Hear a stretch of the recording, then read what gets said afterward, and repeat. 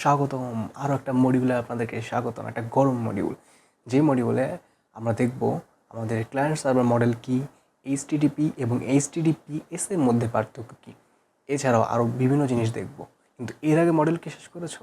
যে মডেল আমরা দেখেছিলাম আমাদের এই পুরো ওয়েব ডেভেলপমেন্ট জার্নিতে, এই পুরো জার্নি চালাতে আমাদের যে টুলসগুলো দরকার সেগুলো ইনস্টল করা, সেটা কি শেষ করে ফেলেছো? সেই টুলসগুলো ইনস্টল করা শেষ? যদি শেষ হয়ে থাকে তাহলে এই গরম মডিউলে ঝাঁপ দাও এবং চলো আমরাও ঝাঁপ দিই। দেখি আমরা কী শিখবো। আমরা আজকে দেখব আমাদের ক্লায়েন্ট সার্ভার মডেলটা কী। আচ্ছা, ক্লায়েন্ট সার্ভার মডেল এটা মূলত কি? আমরা যদি এই ছবিটি দেখি এখানে দেখতে পারবো, এখানে আমাদের একটা ল্যাপটপ, এখানে একটা ফোন আর এখানে একটা কম্পিউটার। আচ্ছা, এটা কী করে? তিনজনই ইন্টারনেটের সাথে কানেক্টেড। ইন্টারনেট আবার কী করছে? এই তিনজনে কানেক্টেড করে আবার সার্ভারের সাথে একটা কী করছে? যোগাযোগ স্থাপন করছে। আচ্ছা, এখন কথা হলো যে আমি ধরলাম এটা হলাম আমি এই যে সারের ওয়েবসাইটটি আছে এটা আমি বানাইলাম।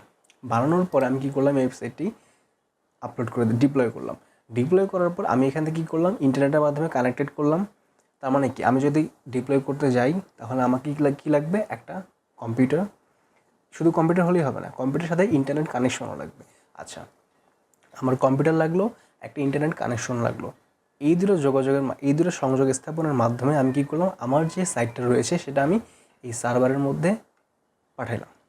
এখন তোমরা হলো এই যে এটা, আমি একটু যে লাল করে দেখাচ্ছি, তোমরা হলো এই যে এটা, এই দুটো হলো তোমরা। এখন তোমরা যখন এই দুটো ডিভাইস থেকে ইন্টারনেটের সাথে কানেক্টেড হয়ে আমার এই ওয়েবসাইটে খুঁজবে, তখন এই সার্ভার থেকে কী করবে? তুমি যে জিনিসটা খুঁজতে চাচ্ছ, ধরলাম তুমি আমার কোর্সে যে বুট ক্যাম্প রয়েছে সেই বুট ক্যাম্প এনরোল করার জন্য একটা লিঙ্কে ক্লিক করলা। লিঙ্কে ক্লিক করার পর তুমি এই সার্ভারে ইন্টারনেটের থ্রুতে এই সার্ভারে এসে কিছু লজিক রান হবে, যে লজিকের মাধ্যমে তারা আমার যে পাঠানো ওয়েবসাইট থাকবে সেখানে গিয়ে তারা খুঁজে দেখবে যে কোন জিনিসটা তুমি ঠিক চাচ্ছ আর সেই জিনিসটা আমার কাছে আছে কি না।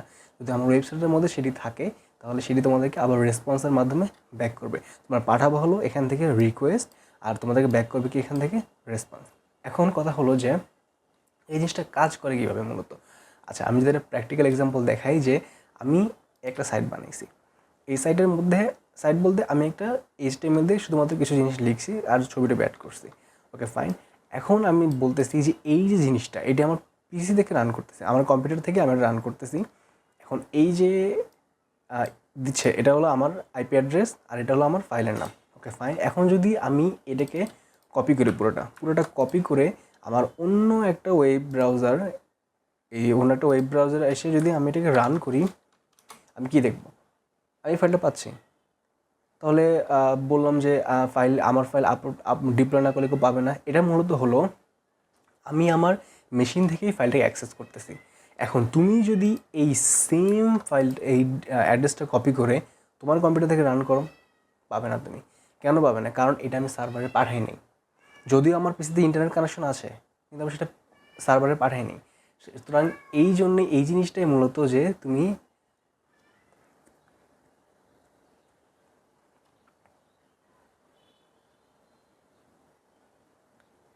যেহেতু আমি এটা এখনও সার্ভারে পাঠাইনি, তুমি এটা অ্যাক্সেস করতে পারবে না। তুমি যদি এই লিঙ্কটা কপি করে তোমার ব্রাউজার চেষ্টা করো, কিছুই হবে না। তুমি চেষ্টা করে দেখতে পারো। কিন্তু যদি তুমি আমার এই ওয়েবসাইটের লিঙ্কটা যদি করতে পারো, তাহলে দেখবে কিন্তু চলে আসবে। এটা পার্থক্য কেন? কারণ ওই যে বললাম, এটা মূলত হয় আমার এই সাইটটা সার্ভারে পাঠানো শেষ। এখন কথা হলো যে আরেকটা উদাহরণ দেখাই। এই হলো আমার ওয়েবসাইট। আমি এখানে ড্যাশবোর্ডে আসলাম। আসার পরে আচ্ছা, আমি আরেকটা জিনিস ওপেন করছি, এখানে আমার ডেটাবেসটা ওপেন করে নিচ্ছি। ডেটাবেসটা কি? আমি যখন সাইটটা সার্ভারে পাঠাবো, আমার তো ডেটাবেসে পাঠাতে হবে, ডেটাবেসের সাথে কানেক্টেড করতে হবে, তাই না? কারণ আমি যদি ডেটাই না পাঠাই, তাহলে তুমি যদি রিকোয়েস্ট করো, রেসপন্স তুমি কীভাবে পাবা? সার্ভার যে লজিক চালাবে সেটা কিসের উপর, কোন তথ্যের উপর ভিত্তি করে লজিকটা চালাবে? কারণ ডেটাবেসটা তো আমার কানেক্টে থাকা লাগবে, তাই না? তো আমি যদি বলি আমি এখানে আসি কোর্সেসের মধ্যে, এখানে যদি আমি আসলাম কোর্সেস, দেখলাম এখানের মধ্যে কী কী আছে, অনেকগুলো কোর্স আছে। তারপর আচ্ছা ঠিক আছে ফাইন। এবার আমি কী করলাম? আমি যে এখানে এডুকেটর ড্যাশবোর্ড, এই ড্যাশবোর্ড থেকে একটা কোর্স অ্যাড করলাম। আচ্ছা, ড্যাশবোর্ডের মধ্যে আমি দিলাম যে আবল তাবল একটা কোর্স লঞ্চ করতেছি, ঠিক আছে? এখানের মধ্যে আমি দিয়ে দিলাম যে হাবিজাবি যা ইচ্ছে দিয়ে দিলাম। কোর্স প্রাইস আমি বললাম এখানে তুমি ধরো এটাকে $5,000 করে দাও। ইমেজের মধ্যে আমি বললাম এখানে ডাউনলোডে গিয়ে কী আছে, আচ্ছা ফাইন, আমি যদি এটাকে দিয়ে দিই, আচ্ছা দিয়ে দিলাম। এবার ডিসকাউন্ট দিয়ে দিলাম 10% ডিসকাউন্ট দিয়ে দিলাম। অ্যাড চ্যাপ্টারের মধ্যে দিয়ে দিলাম কিছু একটা নাম, তারপর আর কিছু দরকার নেই, পাবলিশ কোর্স করে দিলাম।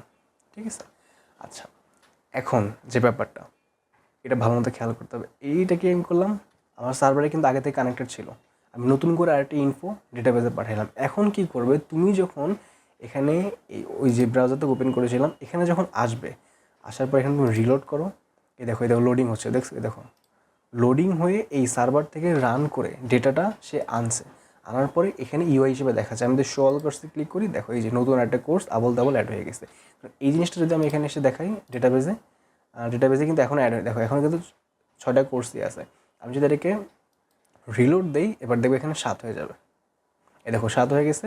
এবার এখানে নতুন কোর্স আসবে, এখানে দেখো কোথায়, এই দেখো এই যে নতুন একটা কোর্স আসছে। এই যে ডেটা আমি পাঠাইলাম, এখন যদি তুমি যেখান থেকে যাচ্ছ এখানে গিয়ে তুমি ক্লিক করো, দেখবা এই যে লোড হয়ে এই ডেটা কিন্তু তোমার কাছে চলে আসছে। তুমি কী করছো, সার্ভারে গিয়ে এই কোর্স সম্পর্কে ডেটা চাইছো, সার্ভার কী করলো, লজিক রান করে দেখলো ডেটাবেসের মধ্যে এই কোর্স আছে কি না, হ্যাঁ আছে। তারপর কী করলো, লজিক রান করার পর সে কী করলো, এই যে ডেটাগুলো আছে সেগুলো সে নিয়ে এসে ইউআইয়ের মাধ্যমে দেখালো। তো এইটাই হলো ক্লায়েন্ট সার্ভার মডেল। তুমি ক্লায়েন্ট হিসেবে রিকোয়েস্ট করতেছো, আমি ক্লায়েন্ট হিসেবে পাঠালাম, সার্ভারের মধ্যে জমা রাখলাম, তুমি ক্লায়েন্ট হিসেবে সেটা রিকোয়েস্ট করছো এবং সার্ভার সে লজিক রান করে তোমাকে যে নেসেসারি রেসপন্স আছে সেই রেসপন্সটা তোমাকে ব্যাক করছে। এটাই মূলত ক্লায়েন্ট সার্ভার মডেল। এইটাই খুব গুরুত্বপূর্ণ একটা জিনিস।